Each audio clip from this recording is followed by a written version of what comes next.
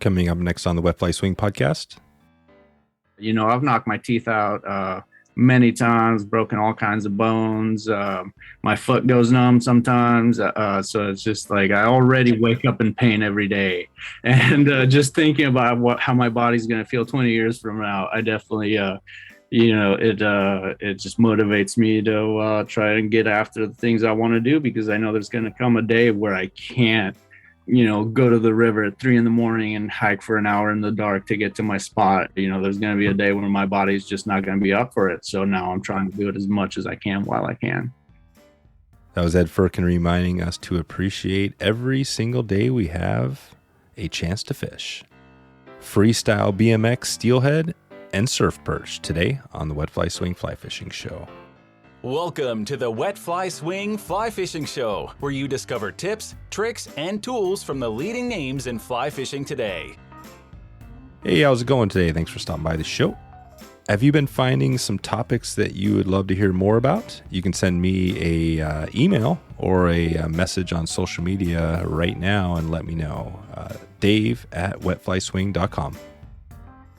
This episode is sponsored by FishHound Expeditions, putting together remote Alaska wilderness trips for a trip of a lifetime. This is not your average lodge style trip. This is floating down a remote Alaskan river, mousing for rainbows, and taking in the scenery. You can head over to wetflyswing.com/fishhound to connect with Adam and support the great stuff they have going at FishHound. We're also sponsored by Bearvault, who has the perfect solution to keep your provisions secure while heading into the backcountry. Bearvault builds a rugged polycarbonate locking canister that keeps bears and other wild animals away from your food. You can head over to wetflyswing.com/Bearvault to check out this must-have solution right now. That's wetflyswing.com/BEARVAULT. Bearvault. Ed Fuhrken and Kyle McCurdy take us on a wild waters west journey as we go deep into surf perch fishing. We find out how they are handling the changes in the steelhead numbers, which used to be a big focus for them, and that's obviously slowed down a little bit.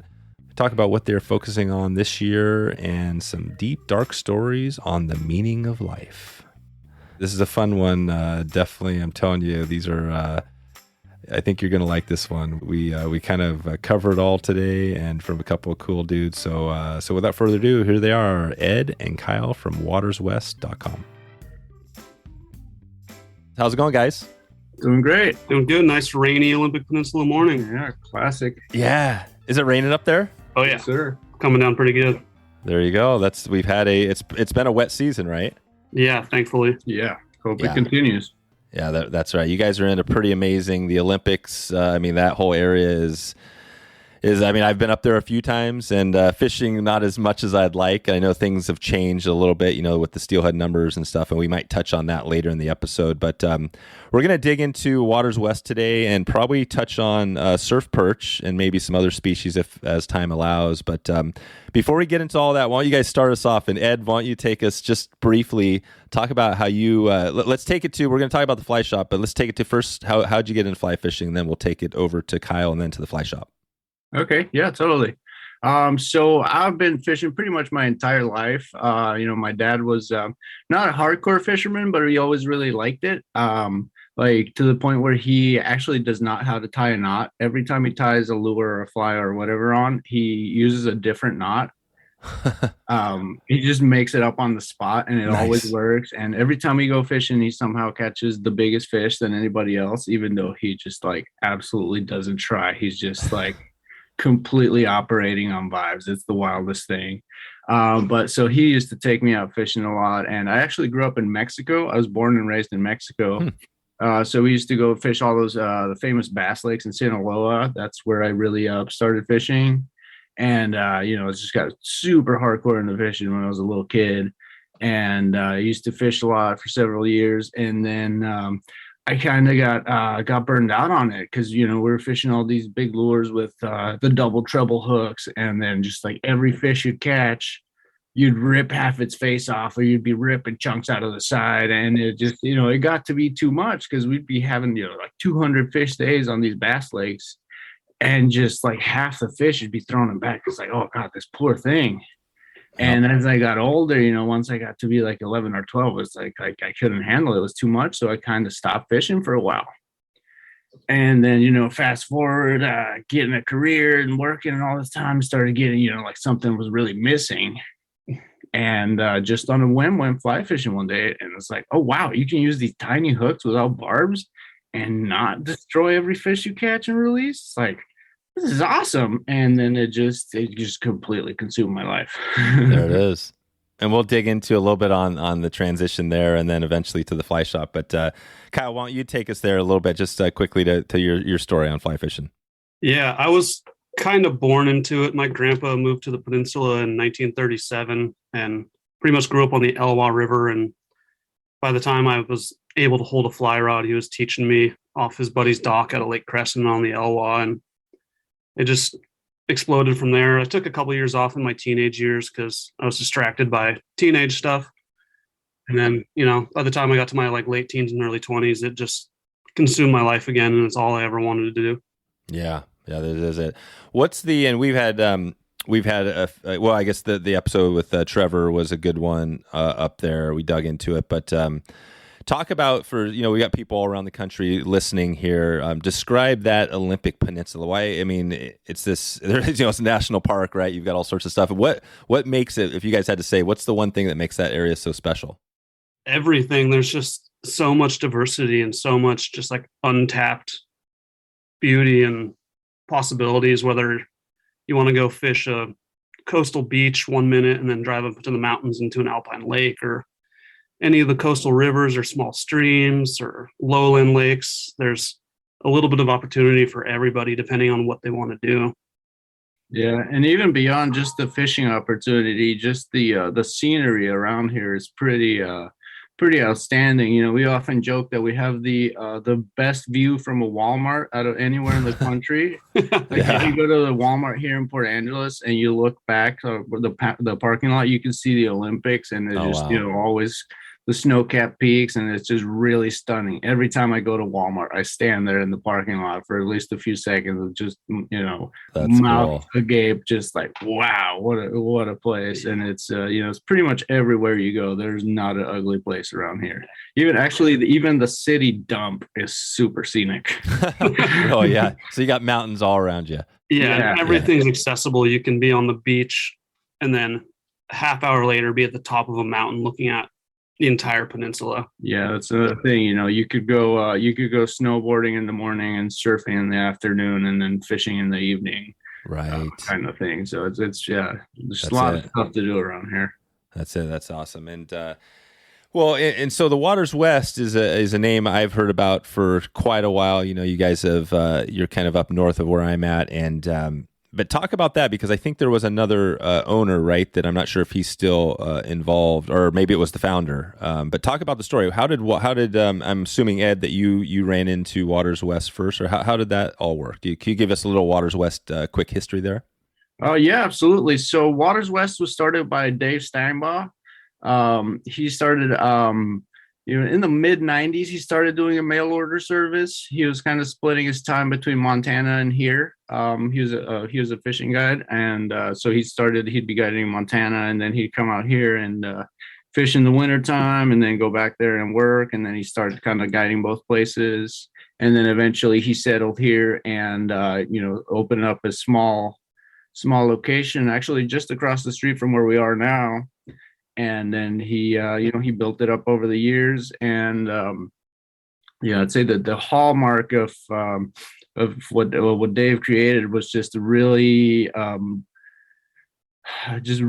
high quality materials. Like, he got into dyeing his own materials really early on, and just like really meticulously tied flies. And if you've ever met Dave and or talked to Dave, that he's got very high standards for flies and materials. And he's the guy that would get like irate when something wasn't up to par. So it really showed, and that's kind of what built up the reputation of just really high quality. It had to be perfect. Sounds like we were kind of off air getting started. I mentioned the Steve Jobs, you know what I mean? The how he was this perfectionist, but you know what I mean? But he could kind of be a little bit, rub people, the wrong way. Is that kind of how this person was? Oh, absolutely. Yeah, it would not be a far stretch to say that Dave Steinbaugh is the Steve Jobs of fly tying materials, even though Dave is much, much cooler than Steve Jobs. There you go. That's cool. Right on. So good. So that's the shop. And then how did you run into the shop? How do you go from back to where you're saying you found fly fishing? It sound, and then all of a sudden you're addicted to it. And then how'd you run into the shop?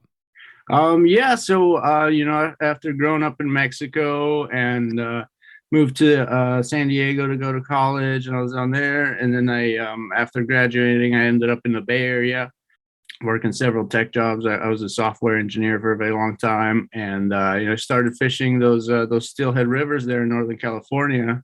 It got to where I'd get off work and then I'd drive 5-6 hours to one of those rivers up there, and then fish a day or two and then drive right back and go to work. And I was doing this almost every weekend, and caught some fish up there, and then it's like, okay, these fish are pretty awesome. Where can I catch the biggest one? And then, you just get on the internet, and eventually I found this place and started coming up here to fish, and, caught some fish up here. And it's like, wow, you work just as hard to catch them up here as you do down there, but they tend to be a little bit bigger. So that just completely enchanted me. And then one day I met actually Justin Waters, and he told me about Waters West because I was looking for, just really good steelhead fly tying materials. I had never even heard of it because never really done that much marketing. It was always just word of mouth up here at the shop. And so I became a customer.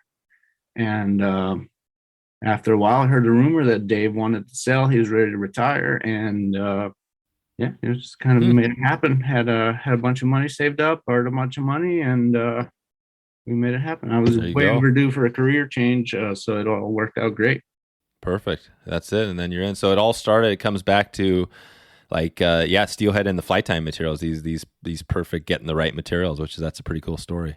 Yeah. And it was, it was hard to find places that had just everything that you needed. There's lots of places that got like some, hot pink marabou here and there and like kind of stuff. But this was the very first place I ever went to that just had everything you could need to go swing flies for steelhead or salmon or whatever. Had it all. It was very cool. And you guys now, so not only steelhead, and today we're going to dig in a little bit on the surf perch. What are just before we jump there, species wise, and you're on the west side, what are maybe the top species you guys are focusing on out there? Really seasonal. In the wintertime, obviously steelhead, and come spring, salmon and trout. And then, but also springtime is the peak time for surf perch because they're in close and they're schooling and spawning, and cedar and cutthroat. And this time of year also like lingcod opens up, and you can catch those off the jetties if you go out more towards the western coast, or black rockfish. The alpine lakes fish good if there's not much snowpack. That's right. So those are all good. And you guys are, like we said, you're near the ocean, so that opens up that resource. We did a while back, we did have one episode on, it was kind of talking on some of the Lingcod off the jetty stuff. But today we're going to talk surf perch and really kind of dig into this, because I think that, people, it's up and down the coast. I'm not sure how far down surf perch go through California, but there's definitely a lot of content out there on California. But let's start us off here. So first of all, you mentioned the spring. So right now we're kind of going to be, it's like June, July, August. So time of year, this is not the best time to be fishing for them? It's not a bad time. I mean, our best times have been late April, June, but we've had a bit of a colder spring so far, so it still should be pretty good. Gotcha. Let's just start, first of all, I like to start off kind of where we're at. So you guys are, we're talking beaches. Like, how if somebody's listening right now, they want to go find some of these fish, can they just go out to any beach and start looking for a rip current or something like that? Or how's that look? Pretty much like any beach west of here. Like a lot of the beaches right here on the peninsula and east are pretty rocky. And generally with the surf perch, you want like a pretty steep gradient beach that's sandy, that has like good breaking waves. So like anything along the northern and western coast will have surf perch. like the state records from Claylock, which is, a couple hours south of us. And all those beaches are super easily accessible. And there's miles and miles and miles of beach for you to wander on. There you go. So rocks. So you don't want rocks. You want a beach with no rocks, or as little as possible. Yeah, because the breaking waves will turn over the sand and release all the sand shrimp and smaller crustaceans that they're feeding on. And the rocks just make that a little bit more difficult for them to pick up their food. Gotcha. That's it. So that's and maybe you can describe that a little bit. That's essentially what these fish are doing. And there's probably a number of species that are doing this, but the current comes in, it rips up a little pocket of food. And what are the surf perch doing? Are they just kind of sitting back, hanging? Or are they coming in and out with the waves? And then where are you guys? Are you going in and out? How are you getting past the surf? So actually, we found, at least in the areas here where we fish, when we were trying to figure it out, we were watching all these videos on YouTube, and we're watching guys wade up to their necks and casting super far with all these super heavy sinking lines. And we tried that for a while and we weren't having a whole lot of success. And then one day, Kyle and I were just kind of messing around on it. It was a nice, the steelhead season had been closed early, so we just kind of didn't really have much to do then. And we went out to the beach and, just kind of messing around. And we found that we were just making short little casts right into the backwash on the waves and just kind of letting our flag get sucked into that backwash. And then we started catching fish left and right on like a 10-foot cast. And then, after that kind of like opened our eyes to just how easy to catch these things are. And it typically, once you get on them, you're usually good for 10, 20 fish. Oh, wow. Yeah. And it can be kind of tough to find where in the beach they are, because there's some beaches are pretty featureless. But if you find the steepest part of the beach in the sand where it kind of like gets a real big churn when the wave breaks, right? Especially if there's a rip current around there, or if you're close to like a creek mouth or a river mouth, those areas seem to be the most productive. And typically we'll just go to a beach and stand in a spot for maybe 5 minutes, make some casts in there. If you don't get anything, move, say, 10, 20 feet down the beach in either direction and keep trying. And eventually you'll start getting into them. So that's it. This is really cool. And I was kind of picturing that, and I saw some of the videos too of the guys casting like a two-handed rod, hucking it out as far as they can, and having a stripping basket and all that stuff. So, but this is really cool because you're saying literally you can just cast short and just let the current. Describe that a little more. So you cast. So if you're sitting out there, you found a spot you think it is mostly sand, and do you want to? Well, before we get into let's we got the tides too. I want to talk about, but so how does that look? First of all, the casting. Just describe that again. Personally, I use a 5-weight with an intermediate line. And then fly wise, you can go as basic as just a Clouser minnow, or like any type of like bonefish flies, like heavy bonefish flies with the lead eyes. I'd say that's the most important consideration when picking flies for surf perch, is something that's got some lead eyes. So it'll cut through that surf and get right into the spot where the fish are eating. Because they're like Kyle mentioned, they're typically eating crustaceans like small sand shrimp or sand fleas, sand crabs. So when the waves break, these things get churned up, and the fish just they go into a frenzy. They're so aggressive. So it's really just a matter of having your fly in the zone and having it look like something that they would eat. Wow, this is really cool, and it sounds like you guys are talking whether you're in probably anywhere along the coast, like we said, Washington all the way through Oregon down through California. What we're talking about, do you think a lot of this stuff would apply to all those states? Well, we don't really, we haven't really fished for them down there. So, and I'm sure every beach is different. There's probably beaches where you do need to get out there with a stripping basket and bomb it out there. But at least here on the, like the north and the west Washington coast, the places where we have targeted, it takes, like most of the time I'll barely just have my leader out, or the leader and I don't know, 10, 20 feet of fly line. And, that's about it. And just a 5-weight rod with a orange Clouser is usually my go-to. Orange Clouser and the intermediate line. So, and then you cast, so like you said, so a wave comes in, and are you casting into that and then letting the wave take it back out? Is that what you're doing? Kind of cast like as the wave breaks, cast behind it, and then let it get pulled down and then strip it back through that foamy wash. Oh, right. Because they'll be just cruising the shoreline, especially if there's, a bit of a trough or a dugout area in the beach that's a little bit deeper. They'll sit there and cruise and wait for the waves to break and pull food in. So you just cast your fly behind the breaking wave, let it sink and soak in the current for a minute and strip it back and then just hammer it. Yeah. God, that's cool. So again, I'm just picturing this beach, looking out there, you got a beach that is, and typically are your beaches they're flat and gradual out to where it, eventually gets deeper, or are you having some places where there's actually drop off steeper sections? It's easier with beaches that have a bit of a drop off, because if it's a super gradual slope, the waves are breaking 30, 40, 50, 60 feet out, and you're going to want to cast behind that. But if you find a beach with a nice sharp drop, the waves are going to break closer, so you don't have to cast as far. So it's really beach dependent as far as how hard you're going to have to work or how far you're going to have to cast. That's it. So that you're painting the picture well. So basically, if you find one of those beaches that's got a little bit steeper, then it's dropping, it's going to break right in close, and the fish are going to be right in close. So that's good. The longer ones, you're probably going to have your two-handed line, rod and shooting out 80 feet across to get out there. Totally. Yeah. It all depends on where the trough is. It'll where the waves turn over, it'll kind of create a little trough, and that's exactly where the fish will sit. So sometimes it could be right at the very edge of the beach, and other times, like you meant, it could be any distance away, depending on the features and the gradient of the beach. Yeah, it's best, like, if you can or have time, go scope any beach out at a really low tide and kind of look for features. Yeah. And where there's going to be some low points, and then come back. Generally, the best tide will be an hour or two after high tide as the tide's moving out. Okay. And then hit it then. A lot of times, especially the beaches around here, if you try and fish them on an incoming tide, you're just going to get tangled up in seaweed the whole time, and it's not going to be much fun. Oh, that's a great tip. Okay, so go wait for the high tide, and then wait for it going. Didn't you? And you said wait for 2 hours after high tide?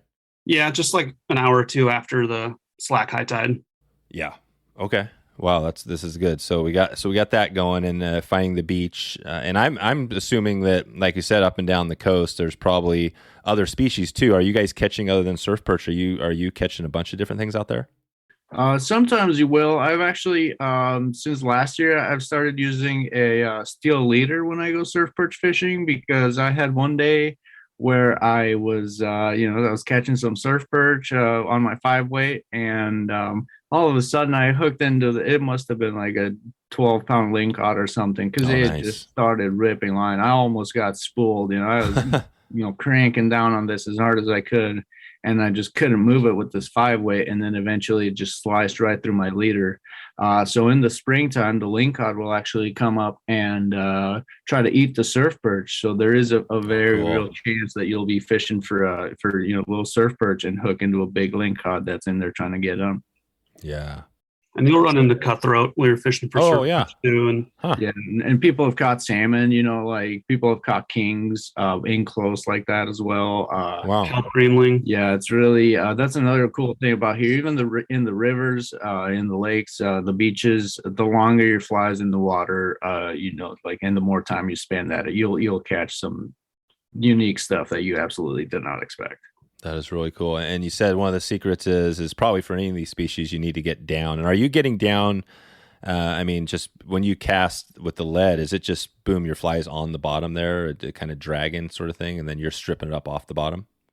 It can be, really the main purpose of the lead is to cut through the surf, because there's the water's so churny and it's moving so quickly that otherwise it would just practically be on the surface. So it doesn't necessarily have to be on the bottom, but it needs to be not on the surface either. As long as you get like halfway down, I'd say you're good. Because, we're usually fishing maybe 3 feet of water for these things. Usually it's like a foot or two of water. So it's, you don't have to get super deep. It's just a matter of cutting through the surf so they actually see it, and you get a more natural presentation in relation to what they're actually feeding on. Yeah, and with the intermediate line and the heavy fly, it's going to ride underneath the breaking wave, so there's going to be constant tension on your line. If you try it with a floating line, it's just going to be thrown all over the place by the waves. There's going to be slack in your line, and you're probably not going to feel as many strikes as you do with that more direct connection with an intermediate line and a heavy fly. Oh, there you go. So that's the reason. Yeah, the intermediate line just cuts enough so it gets below the top, Exactly, so it's not yeah. floating. And what's the intermediate? Because I always think, I always think still water when I think intermediate lines. What would be the line if we were coming in your shop right now and you're going to set us up with a, all the gear to go right now? What would the line be? Probably either like the coastal quick shooter from Rio or like an intermediate outbound short, something with a pretty heavy front taper that's going to turn over that fly with the big lead eyes. Okay, right. You want that nice taper, and you said so 9 foot, whatever, just your 5 weight, your normal trout rod. That's all we're doing here. Yeah, I'll usually fish the 7 weight just because I like casting that rod. And if I happen to run into something bigger, I'm not going to be undergunned. Oh, right. Those perch are still a ton of fun on a 7 weight. So you like this? I was just talking to somebody the other day about that. We were saying, and I was saying like, well, if I had to pick my series, it would be like 4, 6, 8, right, as opposed to 5, 7, 9. Do you guys there's think an even number and odd number guys. Yeah, well, exactly. It doesn't really matter, does it? It's just whatever you find. Probably all the rods are different depending on your manufacturer as well. Yeah, I mean, my 7 weight, I probably fish more than any other rod around here. It's just it's super capable. It's delicate enough that small fish are fun, but it'll still have some backbone if I happen to hook into a salmon or a lingcod or something like that. Exactly. Yeah, that's the thing. If you had a 6 weight, you wouldn't be doing well with the salmon, but an 8 weight can be a little bit, I don't know. Yeah, 8 weight is a little bit heavier. Yeah, a little bit much for cutthroat, but I'd say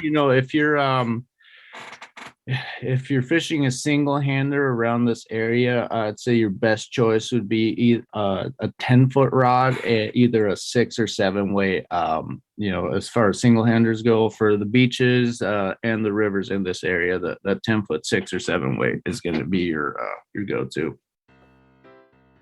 Today's episode is sponsored by Reyr Gear.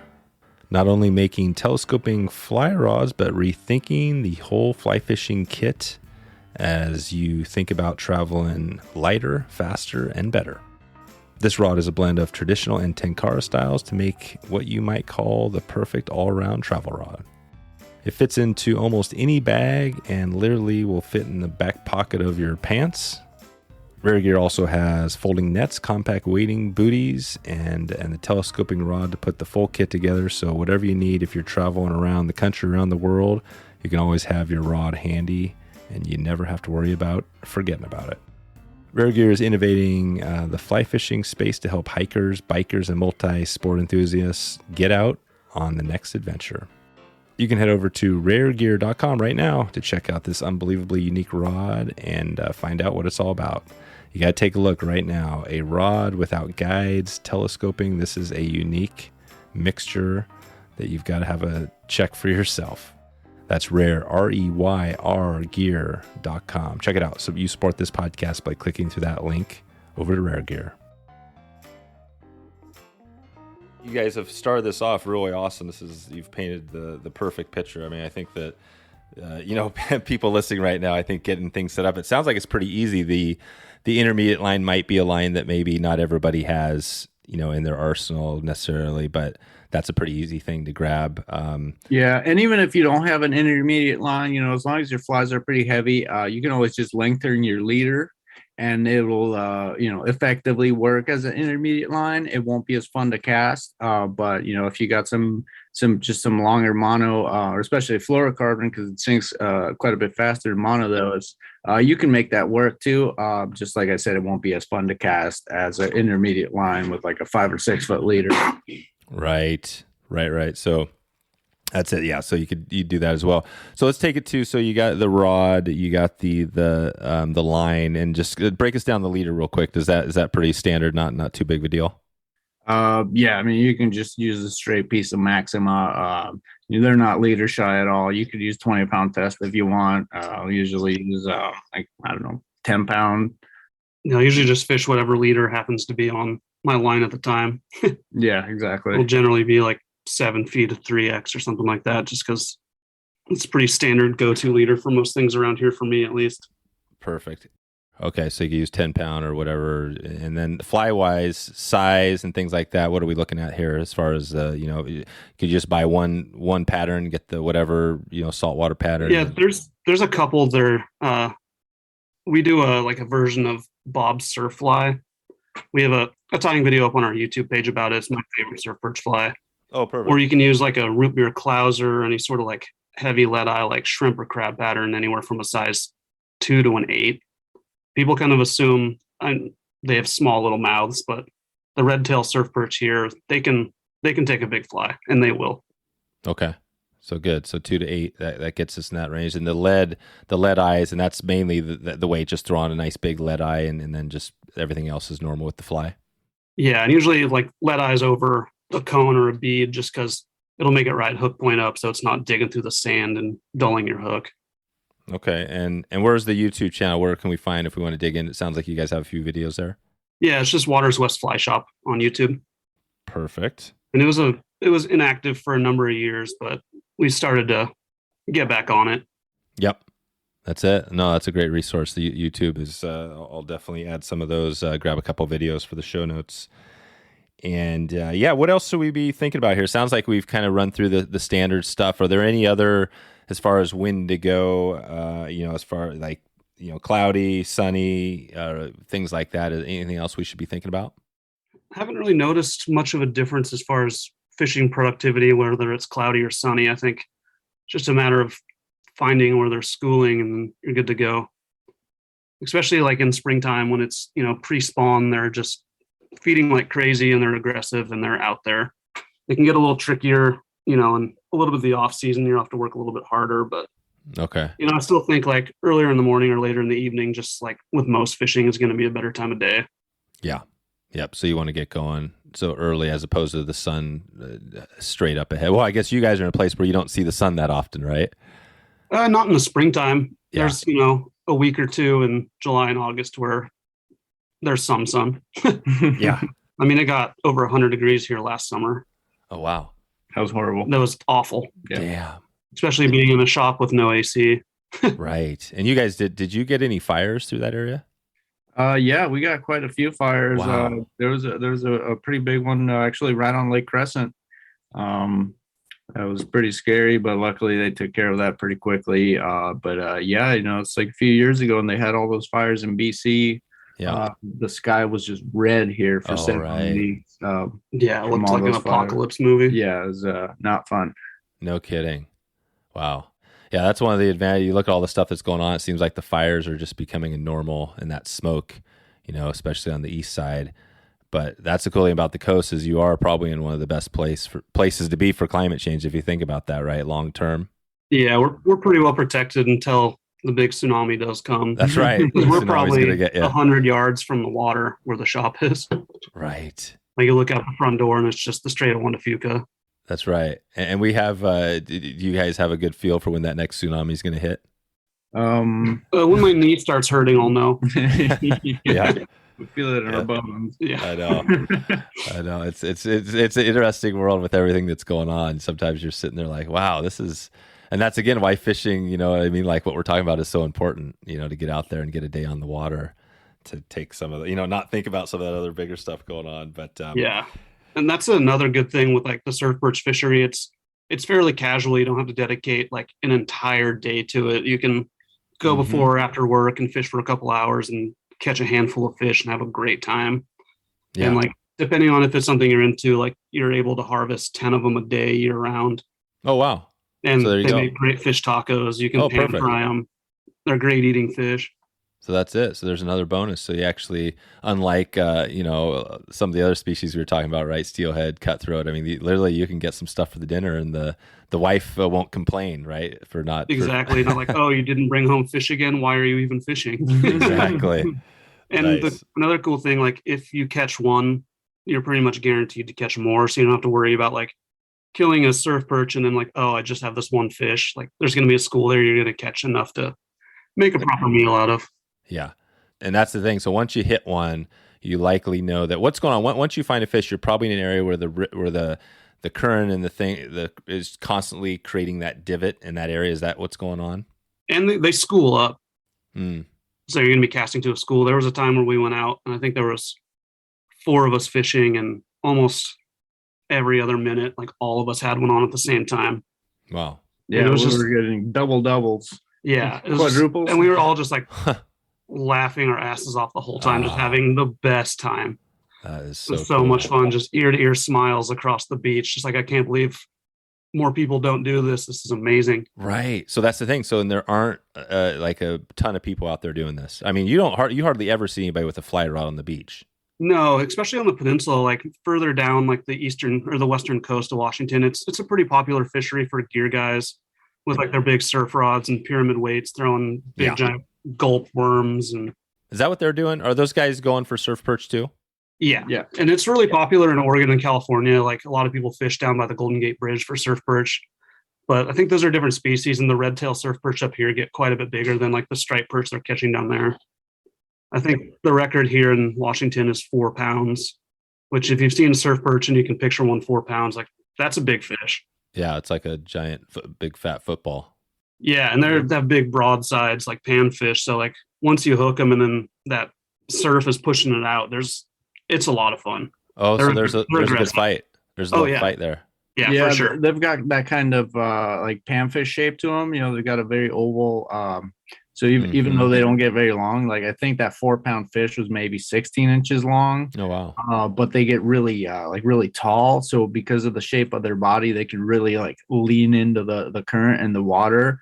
And, you'll catch a little fish that feels like it's much, much bigger. Huh. There you go. And then, and how long? So it's taking you a few minutes to get one of these little guys in? Depending on your leader, if you're fishing a pretty heavy leader, you can just kind of pull them through the breakers and you can just yard them in if you want to. Yeah, or you can have fun with it and play them out for a little while. It's personal preference. Yeah, gotcha. Okay, this is great. And are you also using a stripping basket at all, or does it sounds like with short lines you don't really need it? It depends. Like if it's one of those beaches where you actually have to wade out a little ways, a stripping basket's definitely helpful. But there's a couple beaches that we fished where we're not even wading. We're just, barefoot on the beach, casting out, and don't really need a stripping basket.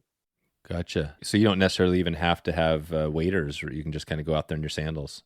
Yeah. Yeah, absolutely. Like me personally, the only times I will go and do it is if I can go barefoot and in shorts to do it. Because I spend plenty of time freezing during the winter time. So, when I go do this, it's kind of like a vacation from the vacation. Yeah. Love this. So you wait for a day when you got some nice weather, either a nice morning or a nice one of those warmer days in the afternoon, and then go for it. Yeah, exactly. Bring a cooler of beer and catch a handful of Surfperch and just have a good time. And you said obviously mornings, nights are better, but are you catch them throughout the whole day too? Yeah, just depending on the tide. Yeah. Right. Yeah, I'd say that like the morning, evening, low light thing would be probably a better chance at catching like a really big one, as it is with most fish. But really, just as long as you're there during the right tide, you can always catch some fish. Yeah. What do you guys like for a reel? What do you use? If you had to match something up with kind of a, something for salt, but more of the trout size?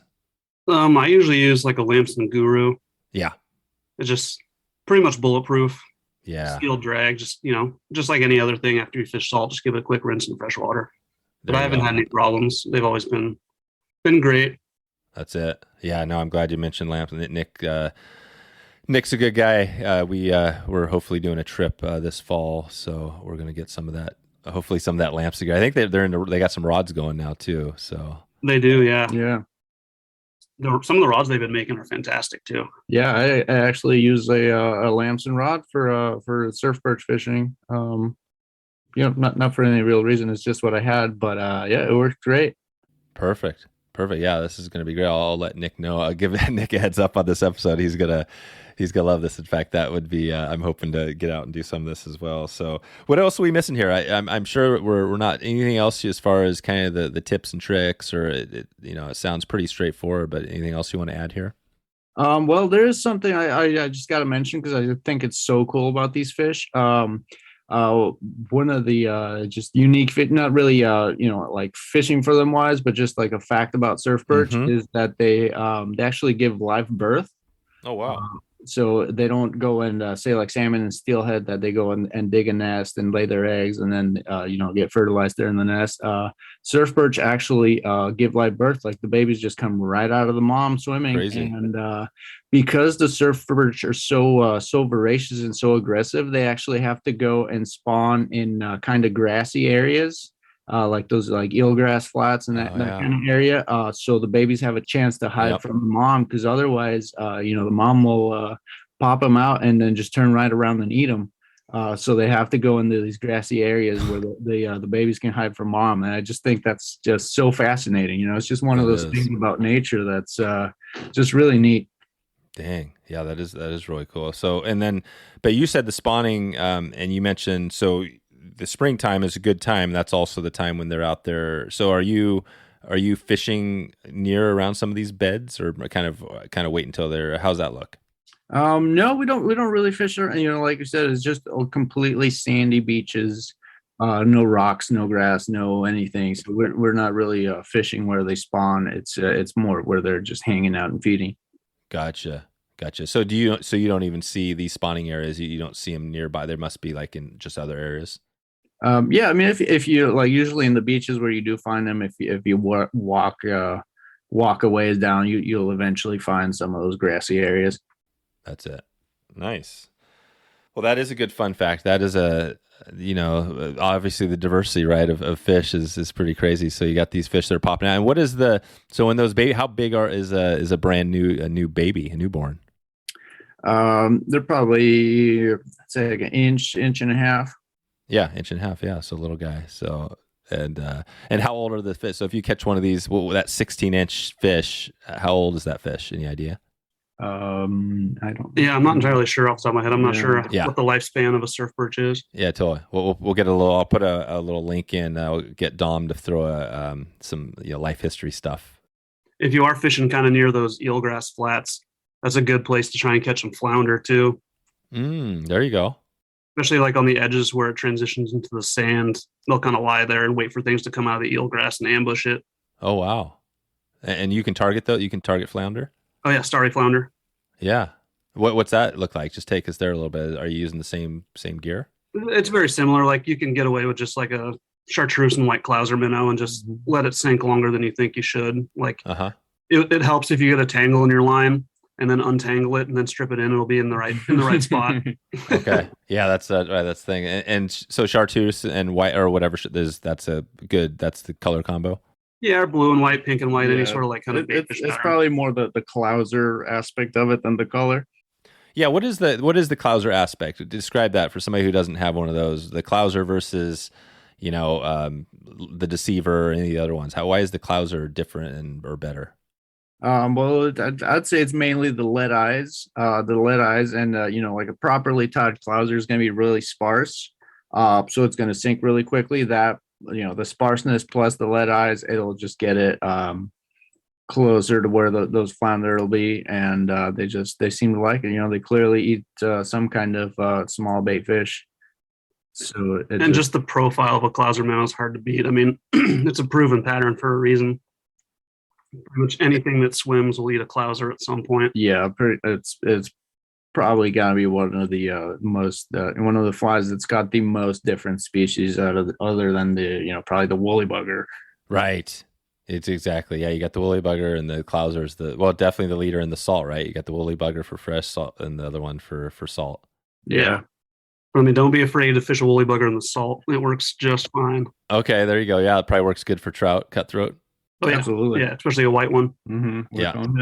Right. Okay. So this is nice. And the Clouser, we haven't had Bob on yet, but I'm hoping to track him down and we'll dig it. What would be a question, you guys, if we had, I'm not sure if you've met him before, but what would be a question you might ask him if you could talk to him about that fly? Maybe what most people do wrong when they tie a Clouser minnow. So I've heard stories of him being at like tying demonstrations and someone's tying a Clouser and he'll ask a question and they'll be like, well, this is how it's tied. He's like, well, actually, you're wrong because I invented this fly. That's right. I think people just try and add too much to it. It takes very little. And like the less bucktail you put on, the more chance that material is going to have to move in the water. Oh, okay. So what is bucktail, what would be the most kind of sparse? Are we talking, how many strands of bucktail could you potentially at the minimum put on there? Well, we have a pattern that Doug Rose invented back in the day for cutthroat fishing called the Keta Rose or the Keta Clouser, and it has maybe 10 strands of each color, top and bottom. and like a little bit of crystal flash. It's incredibly sparse and just represents like a chum fry or a small sand lance or candlefish like perfectly. Yeah. And is crystal flash always having a couple strands? Is that always a good thing to throw in there? Yeah, just like one on each side, just to add a little bit of attention grabbing aspect to it. That's it. And what are the hooks wise? What do you guys like to use for your hooks? SC15. Yeah. I mean, you definitely want a like a stainless steel saltwater hook. Just so you get a little bit more life out of them, but it doesn't really matter all that much. Like the same kind of hook that you'd use for a Clouser. It's like the SC15. Yeah, the SC15 and like a size 4. Size 4, yeah, just like a Daiichi version, whatever the number is, I forget. Ahrex has the new Bob Clouser signature hook too, which can't go wrong time on that since it's his hook. Right. Yeah, shout out to Ahrex Hooks. Those hooks are awesome. Who makes that? Ahrex. Oh, RX. There you go. So that's the RX. Yeah, I'm not familiar with those. Okay, so it's RX or Ahrex. I'm not sure. Ahrex. Yeah. RX. The H in there just scrambled my brain. I don't know. No, gotcha. No, I was like, wait, that's a new brand. No, I'm trying to think. Obviously we've done a few of these. I'm always like, okay, I'm trying to think of the past episodes we've had on, and we had we did one of those episodes, and their saltwater minnow hook has been one of our new favorites for like cutthroat and perch flies or any sort of saltwater streamer. Okay. All right. Perfect. Yeah. And it was, back to episode 150. Morten was on, who founded Ahrex, and he broke down. That's a good story. They're obviously over in Europe. So it's pretty cool. Do you guys find the gear in your shop that you guys have? How does that look? Is it, describe that world a little bit. How do you find a new product? How do you decide what rods to carry in there and things like that? So the number one thing we look at when we decide to carry a product is would we personally use this, and if we do use it, is it something that we would recommend to somebody? Like there's a thing that you'll see in some other fishing retailers. It's you end up with a lot of like gimmicky stuff, a lot of just like stuff just to sell. Like some places will have dog beds and like more like a gift shop, coasters and whatnot. And we really try to focus on just stuff for fishing. We do have some apparel, but it's all it's either like layering or sun shirts. It's like it's all just things that'll help you fish better. There's utilitarian. We don't have any homewares. We don't have any of that kind of stuff. It's just fishing gear. Yeah, we fish a lot, and a lot of our customers fish a lot. So we just sell things that cater to those people that want something they can go out with and absolutely trust that won't fail, that'll last. Yep, that's right. So you don't have all the fluff, and it's. Yeah, no, that's a smart move, and it's kind of interesting because we've talked about this quite a bit, the fact that I'm assuming that the places that are selling some of that other stuff is just trying to hit the bigger market, right? Because fly fishing. Yeah. And like you see a lot of times now, like the quote unquote evolution of fly tying, everything's just starting to look more like a jig, and it's getting away from actual traditional fly tying. And we kind of keep it more on the traditional side. Like classic patterns, classic materials, things that are time tested, things that are proven, not these new fancy kind of gimmicky things. I mean, they do work, but we stick with the things that we know work and feel good about selling people. Do you guys have all the Euro stuff? Is that something you have in there? No. So no Euro, so no nymphs, none of that. You guys don't do any of that. It's not really an applicable thing around here. Like you can Euro nymph the rivers here, but you're just going to be catching like salmon and steelhead smolt. And we try and avoid as many encounters with those fish as we can. Right. That's and again, for the people that don't know, you guys are on the west side, and you have to go over to across the mountains really to get to where the trout fishing. You got a lot of bug life, right? And then that would probably be a much more effective method to catch big trout. Yeah, definitely. Like the way that most of our rivers here, just the ecology of them works out, there's not a whole lot of bug life and food in the rivers for the fish. And that's why, most of our rainbow trout end up going out to the ocean and becoming steelhead, because there's not enough food in the rivers to support them. And the resident trout we do have are incredibly aggressive and very predatory. So either like a big fluffy dry fly or a streamer. Like I can't remember the last time I even fished in them at all. That's sweet. So you're doing everything. So you're kind of like a lot of swinging flies and things like that. Yeah, swinging flies, stripping streamers, fishing like, size 8, 10 stimulators. Right. And is cutthroat, we haven't touched on that yet fully, but what, like if you're out there doing the surf perch thing, could you just kind of bring another rod and target some cutthroat? How does that look? Because I know we've had at least one episode where we talked about that a little bit, but the structure you want for a cutthroat beach is quite a bit different than a surf perch beach. There is some crossover. Like there's a handful of beaches here that I know have both, and we've caught cutthroat and perch off the same beach, same fly. And it's a pretty similar setup. You might just want to switch your fly out a little bit. But yeah, generally like with the cutthroat, you're going to want a rocky structured beach with places for them to kind of hide down and ambush. Yeah. As opposed to the surf perch, which just cruise in those sandy troughs waiting for food to be brought to them. I think the cutthroat are more searching and actually like more hunting. Yeah, definitely move around more than the surf perch do. Yeah. Gotcha. Okay. So that's a good tip on the cutties. And are you guys, for cutthroat, are you also fishing just as much up in the rivers as you are down in the surf? Yeah, definitely. Yeah. And like a lot of times, like last summer, I was saying there was that big heat spell and some of the rivers closed and just got so low and so warm. I pretty much strictly fished beaches for sea run cutthroat and had an absolute great time. And it was a pink year, so I was able to pick up some salmon off the beach too. Oh, really? Yes. What is the pink is the, how does that work on the time? Every 2 years? Yeah, every other year. Yeah, every odd year. Every odd year. Yep. See it. And what's the pink? So you're out there, and are people targeting those? Oh yeah, for sure. Not so much on the peninsula. Once you get more like the Port Townsend area, there's a couple beaches there, or like the Hood Canal and Puget Sound. I don't think a lot of people realize that you can stay on the peninsula and still catch salmon off the beach. Yeah, I'd say it's a bit more hit or miss. Say like the beach fishing here on the Strait on the North Peninsula, it's a little bit more hit and miss than it would be say in Puget Sound or itself or the Hood Canal, because the fish tend to migrate quite a bit more. But you do typically catch bigger cutthroat on these beaches than you would over there. And how big? What would be a nice big cutthroat? 20 inches. Oh wow! Yeah, we've seen some. We didn't catch them personally, but we've seen some. Upwards of 26 inches. Jeez. Yeah, we know a guy that caught a 27-inch cutthroat. Holy pretty remarkable. And even in the rivers, we've seen some in the mid 20s. So they do get pretty big. They're obviously really rare. I wouldn't count on it. Yeah, like a 20+ inch cutthroat. That's like a lifetime fish. But they are out there. Yeah, and I wonder if that's because you have in some areas you have these cut bows. I wonder if a fish like that might be might be a mix between a steelhead and a cutthroat potentially. Yeah, it could be. We've also actually caught steelhead off the beaches here. Not very big ones, but we've caught some like 15, 16-inch steelhead, and it's pretty remarkable how much harder they fight than the cutthroat do. Huh. There was one day a couple of years ago, we were out there fishing, and we were having a pretty good day of cutthroat.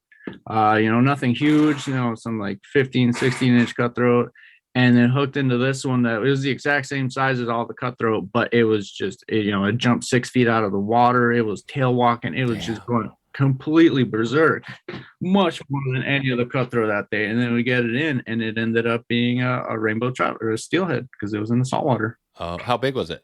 It's maybe 16 inches. It's not a huge fish, so it was like a little, just a whatever. It was just on its way out, or who knows. First year out in the salt. Yeah, it's something like that. But it definitely had something to prove. Yeah. Wow, that's so cool. Yeah, my buddy, shout out to Joe Kalbrenner, old buddy. He's fishing fool, and he just sent me some photos of some bonefish. He was up in Hawaii, off of Oahu. And he's like, dude, this is amazing. And I was like, well, so how does that compare to those steelhead we usually catch? And he's like, man, the bonefish are stripping off your backing, but tell you what, man, that steelhead jumping, that's what puts steelhead in the top, right? I mean, that whole thing. And you guys know a lot about that, right? You've hit the steelhead up until a couple last years where we had some struggles in the runs. Has that been a focus for you guys? Yeah, I mean, that's kind of our bread and butter. Yeah, it absolutely consumes every waking moment of my life.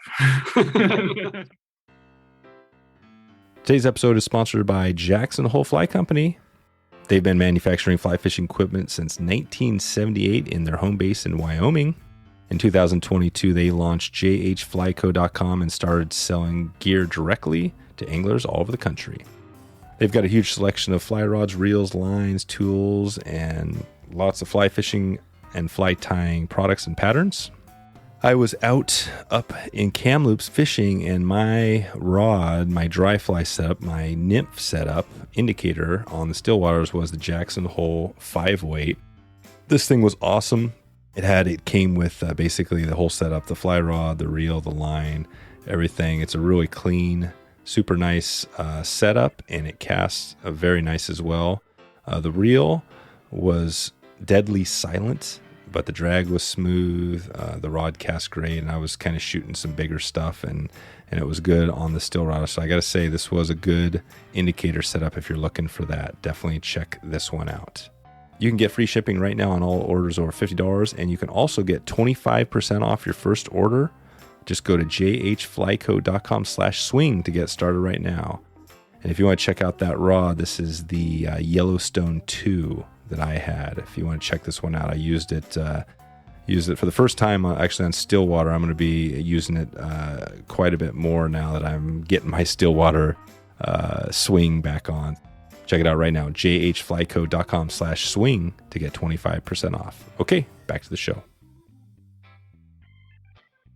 Going back to your story, obviously you moved up here for the steelhead, right? Yeah, for the steelhead. So how does that just take us there so you have this situation where the runs have gone down to the bottom, and literally closures are happening, right? And how does that feel? How does that look for you? And then how do you look out? How do you stay positive in all that?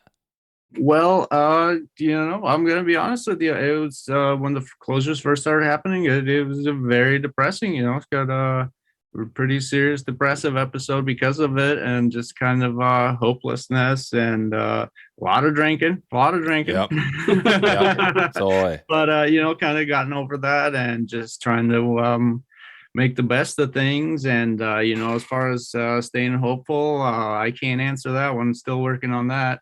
But definitely, especially this year when it got closed much earlier than usual, and just exploring all these other fisheries and all the other options that are available in the spring that I usually don't do because I focus on the steelhead so much. And that's kind of kept it interesting. And then, it's just, ultimately just accepting that there's not much that I personally can do about it besides, just trying to advocate as much as I can, and telling people that if they do choose to fish for them and they do catch one, to treat it with care, keep them in the water, let them breathe, and just try to take as best care of them as you can. And if you find that you get really good at catching them, then fish a more difficult method. If you're out there catching 10 a day, then maybe try to make it harder for yourself. Do something different, and that kind of thing. Yeah, totally. So they've been closed now a couple years here. Is it kind of, as you look out, you don't quite know, right? Every year it's just depending. And any thoughts there? I know we had a highlight the John McMillan episode, which was way back in 117, but he did kind of a summer. This was before, I think, the closures, because this would have been January 2021, so probably right when things were kind of starting to tank a little bit. Yeah, it was definitely 2021. So we had 2020. We had an early closure because of COVID. Because of the pandemic, they shut down just all fishing in the state. Oh, right. So that was our first early closure, and then last year there it was the first one that was because of the low run numbers, and then we had it again this year. God. So here's the question. I usually don't get too deep down this road, but this is interesting to me because, again, it's like I think of my a little bit on my family, right, with my kids. And when I was a kid, the two biggest things that scared me were actually, it's funny because you guys are right near it, but Mount St. Helens, I was old enough to see that, right, barely. I kind of remember that. But I was always worried about like Mount Hood blowing up and being wiped out by a volcano or nuclear holocaust because of Russia. Right. Right. Those are my two biggest fears always. And then that went away. What's that? And now we're back to that's my worrying question. about. So as you look at this, now we have these. Well, and we could add one. So we got this COVID. So we got this worldwide pandemic, and we have potentially this nuclear thing. I don't even know that. And now we add steelhead closures. So how do you, in that whole thing, how do you stay, what's your take on it, Ed? Again, back to you, what's your, how do you stay positive, take away the drinking and all that stuff? What would be your optimistic view of this? And is the world ending? Well, the world is ending. The sun will eventually explode and eat us all. So, right. And, it's, like one of the things that I see here in the shop, all the people that we talk to, and, we obviously get a lot of older customers. We get customers in their 70s or 80s. And you pretty much see that that life is a finite thing, and nobody's going to be around forever. Yeah. So you really just got to try and find what you like and make the best of it. And, try to spend your time doing things that you enjoy with people that you enjoy, and then just try to live the best life that you can. And that way, if the bombs do start flying or the ocean boils or whatever happens, then at least you made the best of it, because we're only here for so long. And then then who knows what happens. People got all kinds of different ideas. It's like the number one thing that customers in their 70s or 80s tell me is never get old.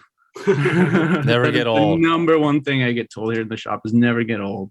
Right. And, thinking about, just how I wake up feeling in the morning and everything hurts just from a lifetime of falling down. I used to be very into freestyle BMX. Oh, wow. Like doing backflips and all that. Like doing tabletops and stuff. Tabletops, backflips, tail whips, all that stuff. So, I've knocked my teeth out many times, broken all kinds of bones. My foot goes numb sometimes. So it's just like I already wake up in pain every day. And thinking about how my body's going to feel 20 years from now, I definitely it just motivates me to try and get after the things I want to do, because I know there's going to come a day where I can't, go to the river at 3 a.m. and hike for an hour in the dark to get to my spot, and then fish for 3 hours and then drive back to the shop to work. There's going to be a day when my body's just not going to be up for it. So now I'm trying to do it as much as I can while I can. That's it. Yeah. And it's, I have to go back to the tabletop because this is obviously a deep conversation, but I was just describing to my kid about like the tabletop. And the funny thing is like, I have no skills with the BMX bike. Right. So I've never done a tabletop in my life, but I was showing her, describing what it is, because I know what it is. Right. So you were doing, that's nuts. Like you were going off these, like 30 feet in the air, stuff like that. I never went 30 feet in the air, but we're definitely getting up there, 10, 12 feet. And if you're lucky and good, you land wheel side down, but every once in a while you land face side down. And, I had a knee reconstruction. That was kind of what the end of my BMX career was, when I blew my knee out. I, fell off a ramp. It was probably, 10, 12 feet in the air, and then landed actually on my feet, and one of my knees bent the right way, and then the other one bent the opposite way it's supposed to go, kind of like a flamingo. And then that was kind of the end of that, because it's a pretty, like surgeries and a pretty lengthy recovery. And then I couldn't go through that again. So that was kind of the curtains on that. That was it. Yep. The BMX, that's hardcore stuff. Right on. Well, that was definitely a good, thanks for taking us down that tangent. Back to the serious stuff, obviously, things were hopeful, and that's where I was going with John McMillan, is that when I asked him in that episode, he gave us kind of a summary of the steelhead, right? Kind of how we're looking and his take on it. And he kind of compared it to, I don't know if you guys remember, but, in the early 90s, there was a big downfall as well. Same thing. And it hit some serious lows, but then it recovered slowly and over time. And then you got up into the 2000s, and numbers were pretty crazy. There were a lot of steelhead returning. And then, so you got these natural cycles, but the big X factor I think a lot of people talk about is potentially the climate change, maybe the X factor that we don't know, right? How that's going to play in. But I think John was still positive. So I'm going to leave this as a positive thing and think that it's just a matter of time. We're going to slowly kind of climb out of this, you know what I mean? And keep doing, like you guys said, keep supporting, the good groups. Yeah. I mean, if you can find, a good advocate group that you feel is like pushing in the right direction, do whatever you can to support them. Like one person can't really change anything, but if you get enough like-minded people with the same goal in mind, like change is possible. It's just sometimes you got to sacrifice things to make it happen. Yeah. We actually, John's a really good friend of ours. He comes in here quite a bit. He's actually one of my closest friends. So we do talk at length about this, and it's there's just so many factors, affecting the fish. That it's really hard to narrow it down to it's just one thing that's affecting this. And then it's like ultimately it can happen. That's something we talk about. It's like it could happen that one year just it turns around and say the ocean cooled down, or it got a little less acidic, or whatever one of the many thousands of factors could be. Just gets a little better, and all of a sudden you get way more fish. It has happened before. It could happen again. Here in the peninsula, we're lucky that we still have really good habitat. So if the fish do come back, they have a place to go, which is not the case in a lot of the more developed areas. Which it's one of the big issues over in Puget Sound. It's just so populated and so developed. That the habitat is pretty degraded. But over here, all of the headwaters of all our rivers are inside the national park, so they don't get logged. They don't, a lot of them don't have road access, so it's all about as pristine as you can get in the lower 48.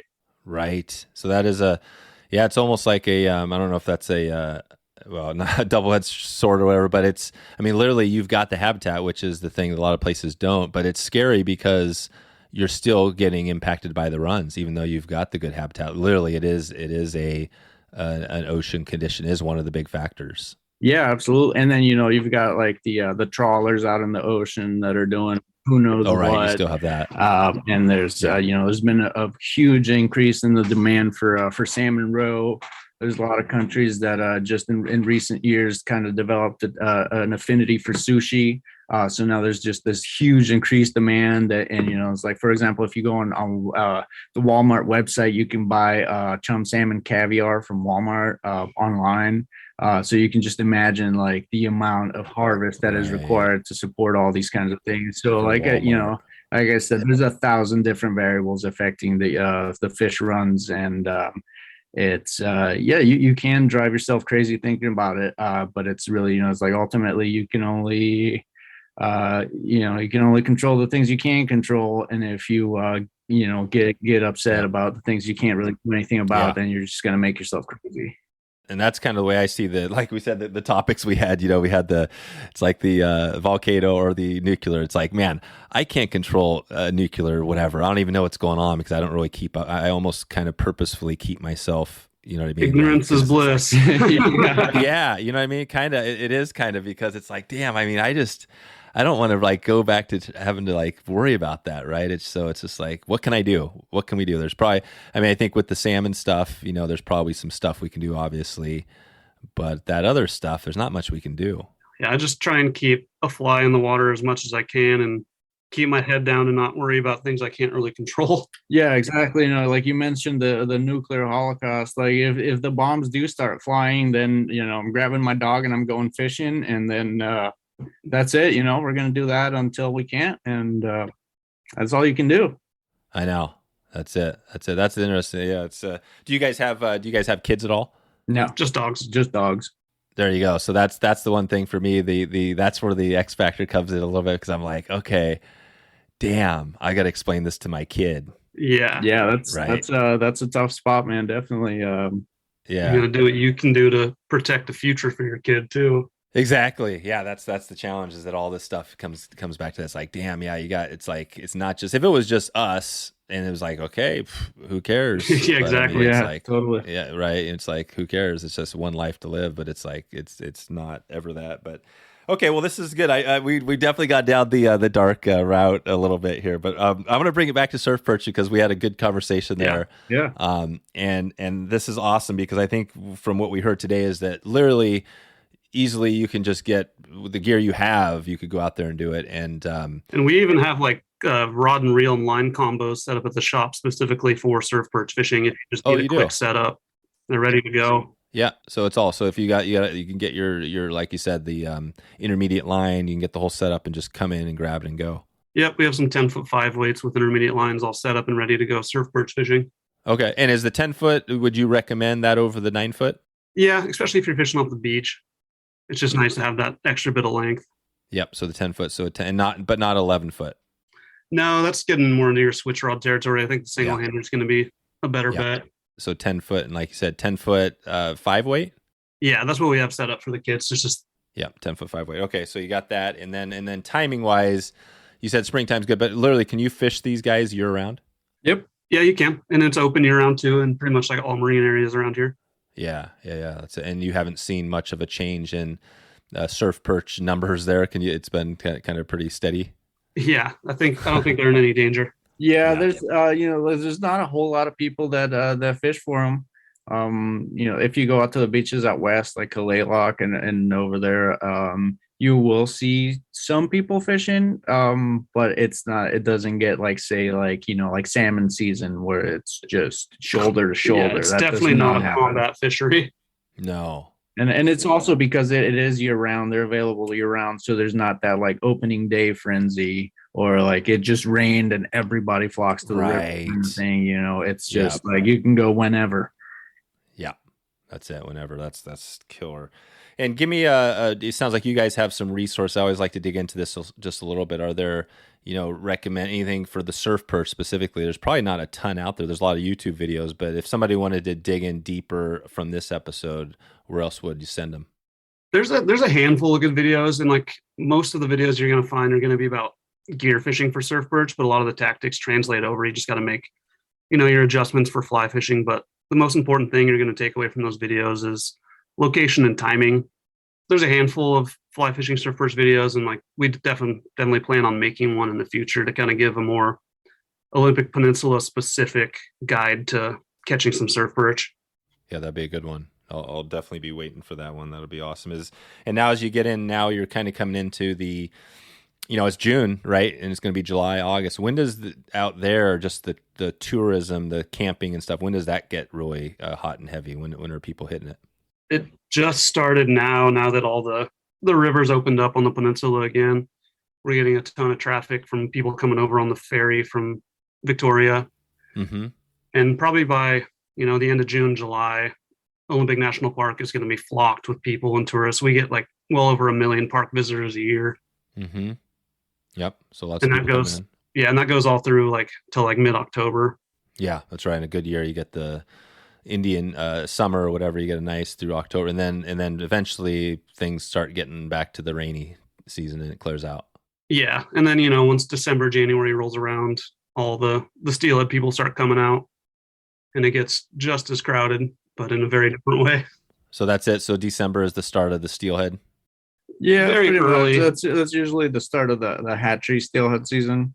Yep. Wild fish, more February, March. February, March. What would be your one if you had to pick 1 month for the steelhead? They're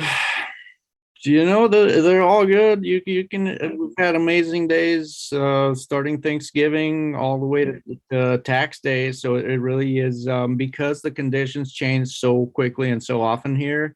It doesn't really matter. There might be times where the fishing is better, but it's also more crowded. And then there's other times where the fishing is not quite as good, but there's nobody around. So it just like, it's a day-to-day thing. There's like, I would personally say that there is no better time. There's definitely times where there's more fish around or the weather's nicer, but it's kind of like a balancing act. And it's like, I guess if you don't like being cold, then I'd definitely say later in the season. But I personally, I don't mind. I actually kind of enjoy that suffering aspect of winter steelhead fishing. I've had some of my best days in 20-degree weather. Where people say, "Oh no, it's too cold, they won't bite," and then we go out there and we just have an amazing day.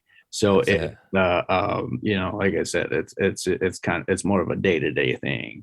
That's it. Yeah, you like the pain kind of from your bike days, right? You like a little Yeah, bit of that yeah. I pain. don't know, some kind of that mental defect. I don't know, too many concussions or what, but yeah, I kind of enjoy it. I guess it's like the same reason why people run marathons, you know. Yeah. But yeah, you won't catch me running for anything unless it's after a fish. Yeah, that's right. Yeah, marathons are not easy. We're running it down to me. Yeah, or running 2 net of fish. Totally. Well, what's your so Kyle? Let's start to take it out of here. Give me think of a fun fact about your maybe something with you or your fishing, something somebody doesn't know. I'm blind in one eye. Oh, really? Yeah. Like 6 years ago, I lost complete vision in my right eye due to a rare genetic condition. And my left eye is still not great, so I've had to struggle and relearn and find ways around. Wow. So that's been really interesting. I took probably 6 years off from fly tying just because I was discouraged. I'm like, how the hell am I supposed to tie flies if I can't see anything? And with the help of good lighting and some magnifiers, I was able to make it work. And I think now I'm a better fly tyer than I was. No kidding. And, wading is a little tricky with no depth perception, but I get by. I fall in a lot, but I still catch fish. I still get it done. Yeah, that's I was gonna say the on the out there the surf. Yeah, hook a lot of trees. Yeah. And I have one kidney, if that does anything. Wow. Yeah. God, you guys had some serious life here, man. You got, I mean, between the teeth knocked out and losing the some of the bodily internal organs. Yeah, we've been through it, but we just love it so much that nothing is going to stop us from doing it. Yeah, and if you think about it, it's nothing compared to what say a salmon goes through swimming up the river. So yeah, we've got it pretty easy still. Yeah. That's right. That's right. Well, and the salmon, the great thing, or not the great, but the crazy thing about the salmon is that literally, I mean, they all die after they spawn, right? Which is like spawn or die.